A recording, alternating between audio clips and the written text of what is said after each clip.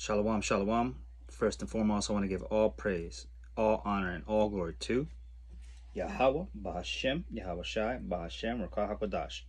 Double honors to the elders and bishops of Great Millstone who teach and rule well. Salutations to the prophets and beloved teachers out there who continue to exhort the sheep. This epistle here will be entitled Rejected.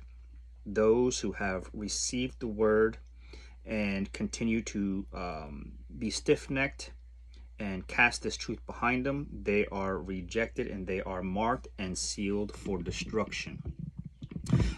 Apostle Gabar brought out a very most excellent lesson today to remind us that this word is only for the house of mourning, only for the elect. And oftentimes we can get into lengthy conversations and or contentious arguments that are not fruitful and continue to drain us and bring forth no edification. With that all being said, again, this epistle is going to be entitled Rejected. Those who are not meant to receive this word. So in Titus chapter 3, verses 8 to 10, it reads, "This is a faithful saying, and these things I will that thou affirm constantly, that they which have believed in Yahweh might be careful to maintain good works. These things are good and profitable unto men, those that continue to increase in the sound doctrine. These are good works." Verse 9, "But avoid foolish questions." Avoid foolish questions. Things that lead a conversation astray, that do not bring edification. They're loaded and or baited questions made to distract and to draw out contention. But avoid foolish questions and genealogies and contentions and strivings about the law, for they are unprofitable and vain.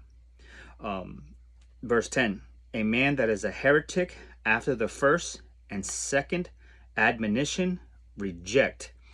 Automatically, if you are given sound wisdom to edify, to perform the lot that was called unto you, to administer unto those vessels that may have an ear to hear this word, that should entice and activate them to then be prompted to receive more. Those that are in a stance of defense and do not wish to hear what you have to say, he says, after the first and second admonition, you don't have to continue the conversation or debate any longer. The blood is now off your hands. Second verse we'll jump into is found in Romans.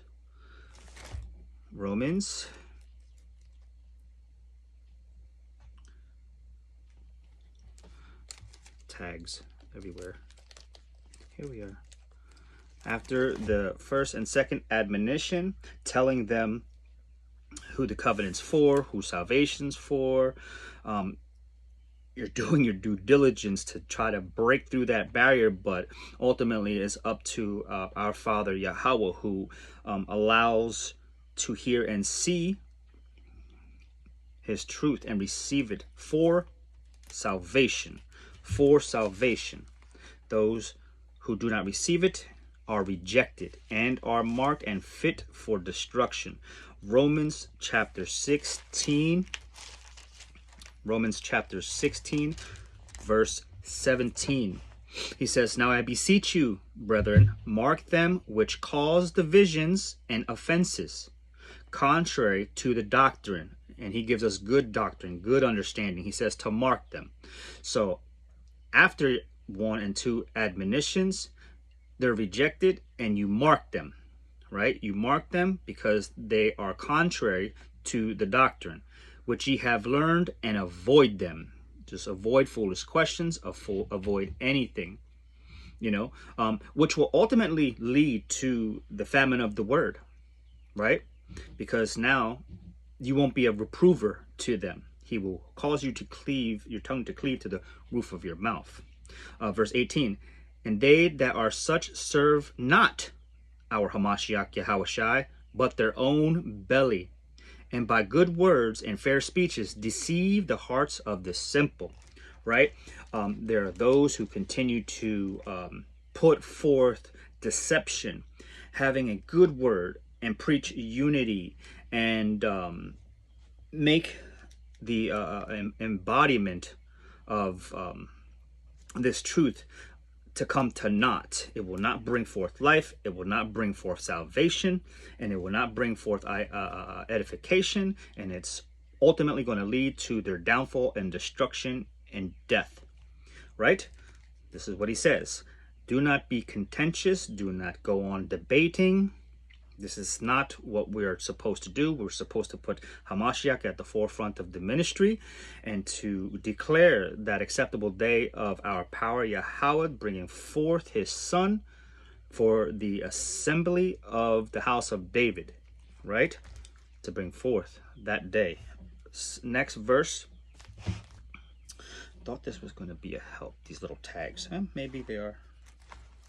Next verse, 2 Peter chapter 3, verses 3 and 4, right? 2 Peter chapter 3, verses 3 and 4 says, knowing this first, that there shall come in the last days scoffers, walking after their own lust. So these vessels that you are engaging with to bring forth edification, it is only through prophecy, which is written, that in the last days scoffers and mockers will come, walking after their own lust. They are doing nothing but fulfilling the law. I mean, they're doing nothing but fulfilling prophecy, right? Because there has to be someone in that lot to reject your word. There has to be those that reject salvation. They reject the Son of the Most High Yahweh. They reject him. They said, let his blood be on us and our children. There has to be that portion. Otherwise, prophecy will not be fulfilled. So there's the righteous who are trying to administer unto the ones that were not given the sound wisdom and understanding to receive it, and ultimately have to fulfill that lot of being the 2/3 that will ultimately be destroyed, right? So again, he says, 2 Peter chapter 3, verse 3 says, knowing this first, that there shall come in the last days scoffers walking after their own lust, right? Tell us smooth things. We want to hear the good things. We don't want to hear about judgment. We don't want to hear about death. We don't want to hear about famine and missiles and this and that. No, tell us the good stuff. Just that. Leave all that other stuff out. So they are going to be very angry and contentious with you and saying, no, you're a liar, you're racist, you're hateful, and blah, blah, blah, blah, blah, blah, blah, blah, blah, blah, blah. Verse 4, and saying, where is the promise of his coming? For since the fathers fell asleep, all things continue as they were from the beginning of creation. Everything's going to stay the same. Nothing's going to happen. They've been talking about this for years and decades and so on and so forth. It's just a book. It can't save you. And everything that you're talking about is just a lie. You're a false prophet, right? This is what they'll say. But he says to reject them. To reject them, stay on your square. Stay on your square. Next verse we're going to go to is, man, give me 1 second, right here. Got to do a better job. Ecclesiastes chapter 5 and verse 1. It says, keep thy foot when thou goest to the house of Yahweh, and be more ready to hear than to give the sacrifice of fools. For they consider not that they do evil. It is evil in the sight of the Most High Yahweh when you give up the sacrifice of fools, when you come out of your mouth not knowing what you're talking about.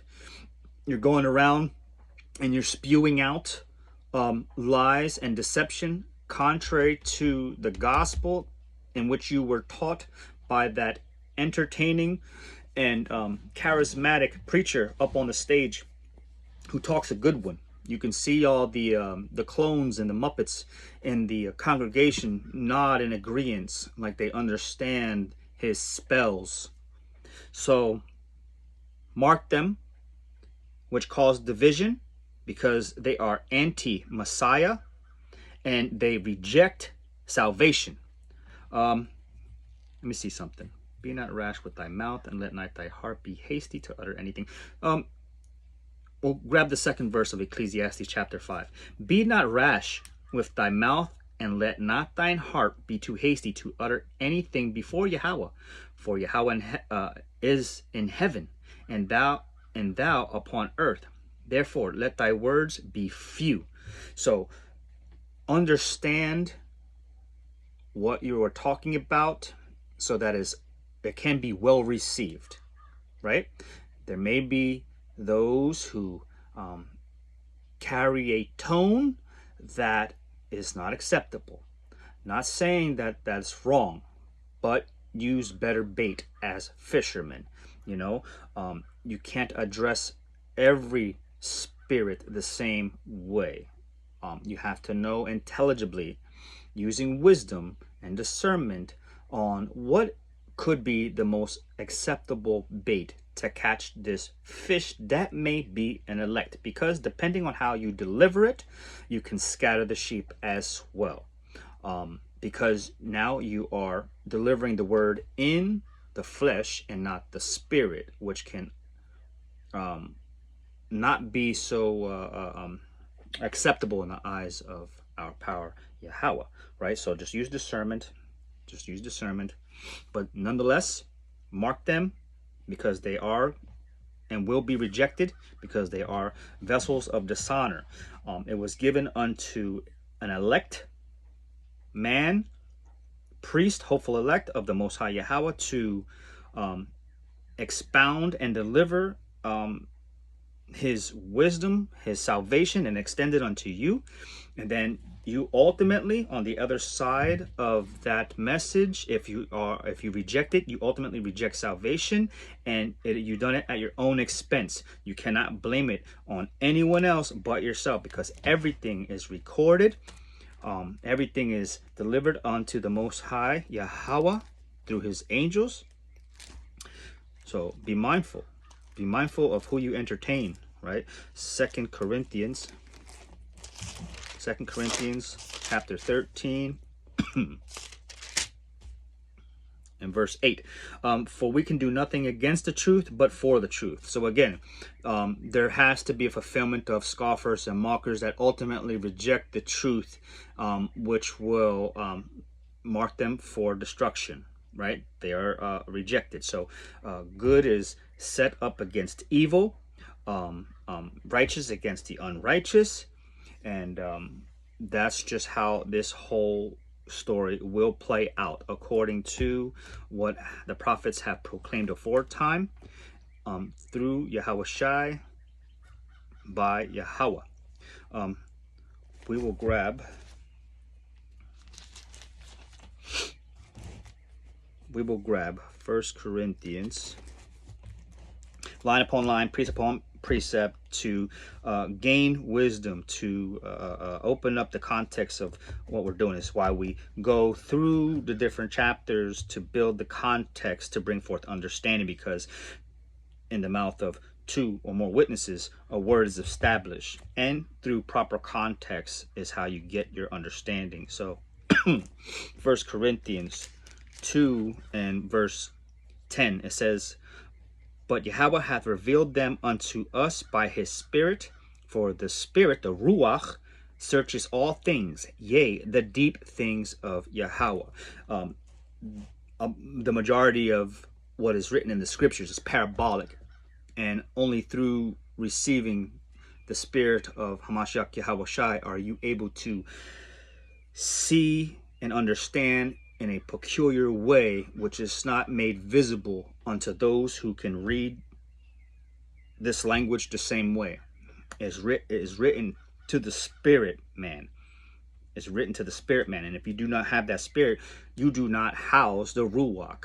You do not. Because if you're speaking contrary to the word, the gospel, then you are marked, and you do not have the spirit of Hamashiach Yahushua. You have the spirit of something else that is not godly, right?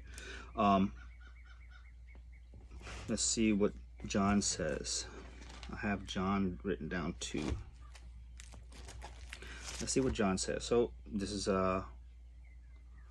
all circling back to not spend your energy and time having foolish debate with those who are not going to receive it, because it's only for the elect to receive, right? Just like Apostle Gabar, he gave an excellent lesson today about that, because it is draining to put forth a lot of energy into those vessels that trample on your pearls. It's a but we try our best because we want to showcase that we have done our due diligence to deliver what was told us to deliver. Again, receiving that Ruach HaKodesh, it's only given unto the elect to be administrators and shepherds set up over the house of Israel, ultimately for them to receive this understanding.